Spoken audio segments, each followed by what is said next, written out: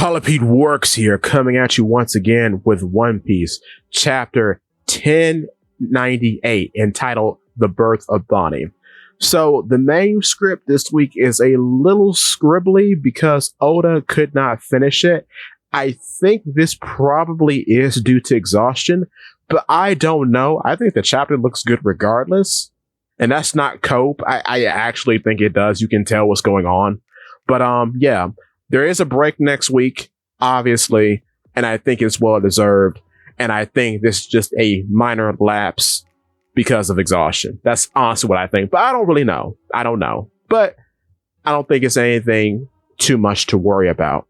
The interesting things that come up in this chapter are that, first of all, those who were saying, including me a little bit, were saying that Bonnie was a clone of Guinea were all wrong. She is a natural child. What was brought up in the podcast episode that I'm editing, the Roll Skull podcast, episode 16, a joke came up about Guinea being bred by celestial dragons. And, Zach and I touched on something that actually came true. When Guinea was captured, she was taken in as a wife by a celestial dragon. However, when she got sick, they threw her away. She managed to escape and come back to the Sorbet Kingdom. But before we get to that, during the course of this chapter, we basically see how the Revolutionary Army gets established. We see that KUMA is a full-fledged member now. We see that the flag with the dragon gets established during this chapter. We also see that when they do get the transmission of Guinea and KUMA goes to her, she has contracted an illness. Said illness creates these weird stone objects on her body that affect her so deeply that when she's in sunlight, she basically fully petrifies. And her skin turns completely blue in combination with being covered in stones.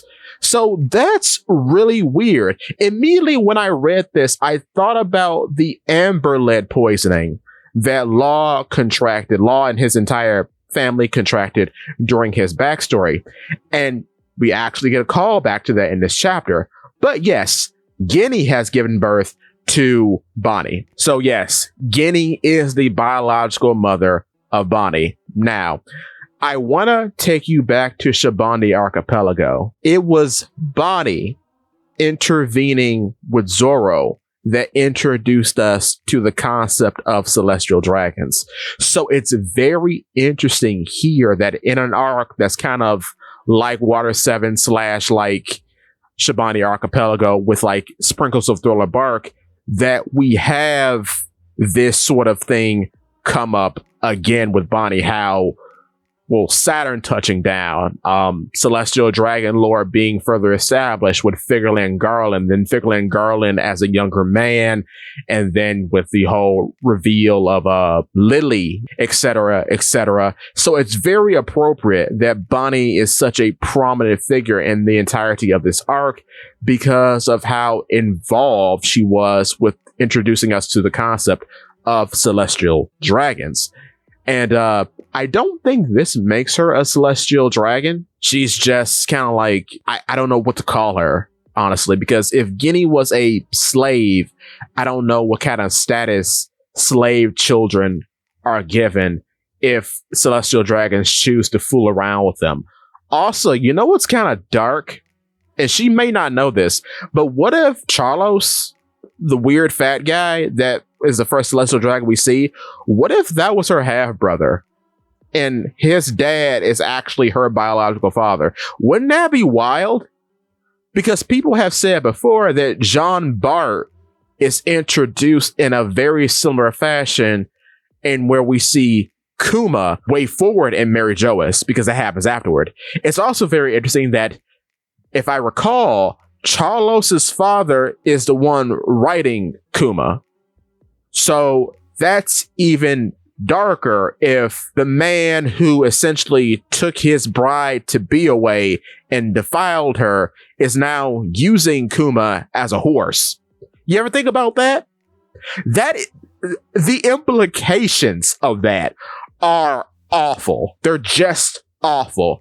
Also, on a slightly different note, at this point in Kuma's life, he is wearing glasses. So this is the time in which he's wearing glasses, because that was a prominent point to bring up, because his sort of transformation into the cyborg should be noted. So at this point in his history, he is now wearing glasses, which also depicts him as, I guess, a slightly older man, maybe in his early to mid 30s now. But it's interesting. And we also see the giant crucifix in the church. But what's interesting about this crucifix is that the center is a sun, as the sun is shining down on a deceased Guinea and a baby Bonnie. So that's really interesting, that the center of this crucifix is the sun, just like the sun deity Nika. Wild. But yes, Guinea is dead, and we get the trials and times of Kuma trying to be a father, and how the old people berate him for not feeding her correctly, and how she's gluttonous like her mother because she drinks a whole lot of milk. And the townsfolk also say in the Sorbet Kingdom that if he wants to guard her as she's sleeping, he needs to keep her in a steel cage. And we actually see him later sleeping with baby Bonnie, and she's kept in a steel cage so his giant body won't crush her. That's crazy, bruh. I love it. So now we get a lot of trials and times of Kuma being both a revolutionary commander and a doting father. And I assume he's just popping back and forth from the front lines to the Sorbet Kingdom. And it's very nice that the old people of the Sorbet Kingdom are watching Bonnie in his stead. That's cool. That's very cool. What's another very interesting panel, and I bring this up because I swore that I looked up and down back in the day. I don't know when it was. It might have been a few months ago. I could not find a chapter in which Kuma was training a young Sabo. It didn't exist. It only existed in anime filler. Now we see it in the flesh in the manga. Incredible. I was like 10 toes down on that being a possibility just because Sabo regarded Kuma as kind Kuma. I knew that scene had to have some validity, because otherwise it wouldn't even make sense. The backstory wouldn't even make sense. Like, why would he say that? So yes, Sabo was indeed trained by Kuma. Also, as a revolutionary commander, this is the first time we're seeing him with the gloves. And I would like to point out, when he does an Ursa shock on some random, I guess, adversaries, the gloves are off. But when he's giving commands and training Sabo, the gloves are on. So I don't know, actually. I want this glove lore to be figured out. Like, why does he wear them? Honestly, like, why does he wear them? Because now it's become a part of his design at this moment in time. So it's just weird to me. But okay, we get to a moment in time where Bonnie has become old enough. He instructs the bullies from his childhood, who are now his close compatriots, to board up all the windows and doors of the church, right? This is because Bonnie has now contracted the weird stone illness. And the first sign of the illness being contracted is under her eye, where the anti-eyebrow would be. I call this a little bit because I said there has to be a reason why she has the anti-eyebrow. We don't get a direct answer in this chapter, but I find it very interesting that the disease appears there, which gives the anti-eyebrow amazing significance. And that shows me that it was at least on the right path in saying that, yeah, this piece of jewelry has to be a thing. It has to matter.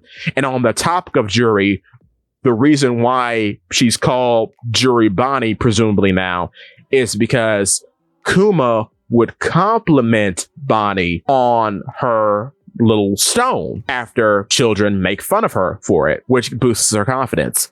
But yeah, in the time in which she's contracted this disease, in which many a doctor don't even know what it is, it is not white lead poisoning or amber lead poisoning.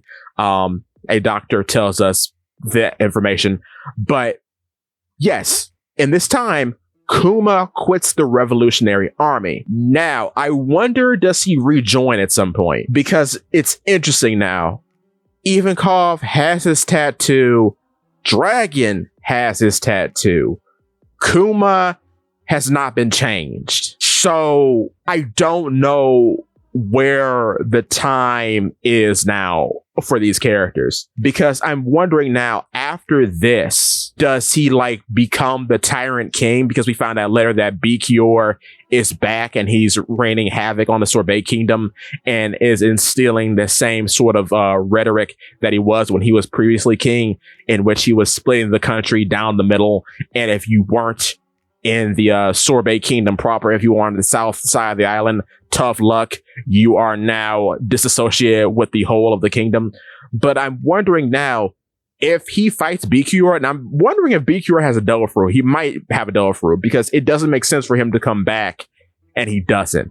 I'm thinking he'll probably do like a Wapple situation, like after the scary people are gone, in this case, the Revolutionary Army, he comes back more powerful than before to reclaim what was once his.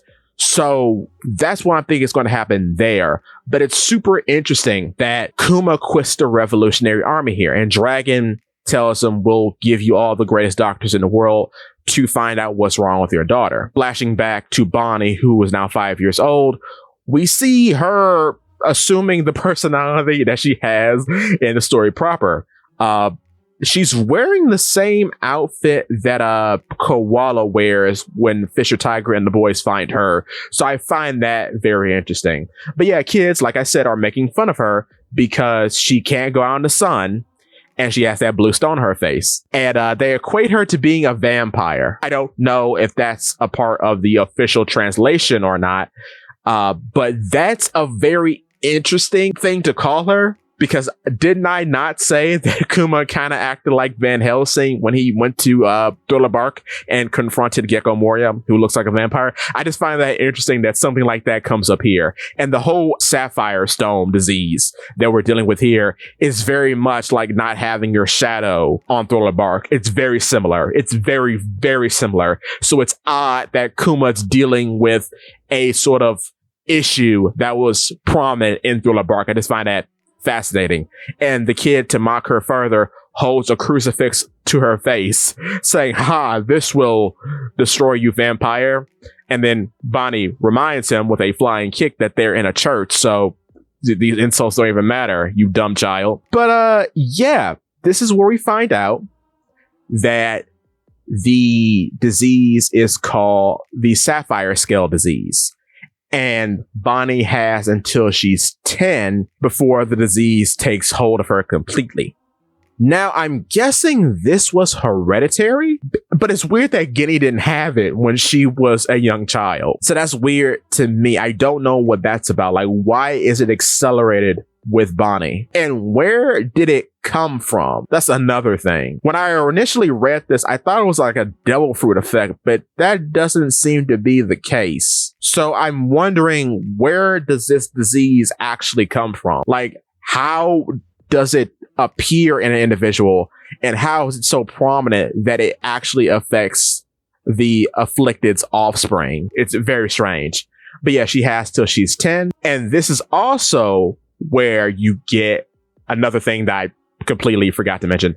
This is also where you get the famous "where would you like to go" phrase that KUMA often spouts in the story proper. And then Bonnie, of course, says she wants to go to a sky island, which is very, very interesting, because she says since it's so high up, it will be close to the sun, and maybe they'll see Nika up there, which is very funny when you consider what has happened in the story of One Piece so far. That's very funny. That's very funny. And the next place that she wants to go is Fishman Island. Another thing that I did not notice, she actually has a teddy bear with Kuma's hat. That's funny. I find that very funny. Looking a lot like Perona, but we'll have to see if there are any connections with her and Perona. Now it's not looking very likely, but we'll have to see. That takes us to the end of the chapter, in which Kuma finds out that Bonnie was listening in on him and the doctor talking about the sapphire scale disease. And, well, he has to lie to his child and say that, yeah, when you're 10, you'll be better, which gives her hope. And then he, as a father, is just like, what am I going to do? But you know what's interesting, too? I wonder if it's impossible for him to push that out of her. But then I guess that wouldn't do any good, because where would the disease go? You know, he would have to give it to somebody else. And then, of course, then we find out that Bikiora has come down on the kingdom and is raining havoc. But here's what I'm thinking. I'm thinking, what if, like Law, her ability in a way cures her? Like, what if the age fruit can adjust her body in an age in which she never contracted the illness? And then she just sort of stays in that state all the time. Because something has had to have happened, because we see Bonnie in the present in sunlight now. So, oh, also, it's not even sunlight that triggers the illness. It's also moonlight, apparently. So that's crazy. It's any form of natural light. That's insane. So that also kind of speaks to the whole religion of Nika, because you are told about a sun deity called Nika, yet you yourself have to live in darkness, much like the denizens of Thriller Bark, who've had their shadows taken. You have to live in darkness. You can never see the light. That's insane when you think about it. So, man, the Bonnie lore is getting super, super deep. But I'm wondering if it's her ability that cures her, or is it Vegapunk? Because the likelihood of it is that it's Vegapunk, and that Kuma trades his autonomy for Vegapunk to experiment on him in exchange for the health of his child. That makes the most sense to me. Because it's not like Law, in which she can operate on herself. And I would assume, even though I think her ability is capable of doing what I said it would be able to do, I don't think that is a permanent solution. Though Vegapunk, most likely being the smartest man in the world, would be able to cure the sapphire scale disease because he's the smartest man in the world. And that seems like a very good bargaining chip for Kuma to give himself up. Now, why she is kept under slavery from that point forward, I think might be due to some devil fruit shenanigans that I mentioned in a recent video that I released about her being like the appraiser. But with that being said, that's all I have for you today. There is a break next week, and I hope Oda recovers from whatever he's dealing with. I still think it's fatigue. But yeah, see you next time. Thank you for watching. Give me your thoughts.